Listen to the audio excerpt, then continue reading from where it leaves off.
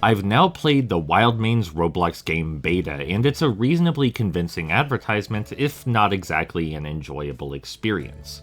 The premise is fairly simple. You're dropped into the town of Wild, and the gals from the show ask you for a variety of food-related favors.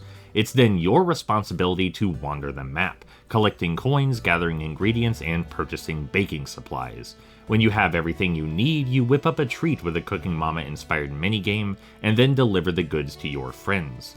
That's the whole gameplay loop, so it's basically an MMO minus the combat. That is to say, it's a massive grind. And I don't want to be entirely cynical here, there is a benefit to the grind. You come to understand the map intimately so you know where to search for which ingredient, and you begin to path out the most efficient routes between objectives. You'll start carrying multiple treats at a time to optimize your workflow, and you'll swiftly learn each character's preferences as well as which foods they carry and which baking tools to use. But all of that internalized information is pretty useless outside of these fetch quests, because the characters don't actually talk to you or bond with you in a meaningful capacity. They just stand there and dole out demands.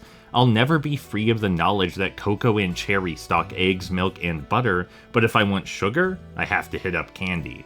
That trivia lives with me forever now. At the very least, there's a small variety in the minigames, and when you level up, you get new accessories to put on your custom horse friend. I'm not sure what your custom horse friend is for though exactly. I mostly use them as a platform to climb atop buildings. Maybe that's their intended function. I do realize I'm being a bit sassy here, but I think a degree of sass is warranted when you're engaging with a blatant advertisement like this. There are worse Roblox games and worse licensed games, especially on phones, but this is a pretty soulless endeavor.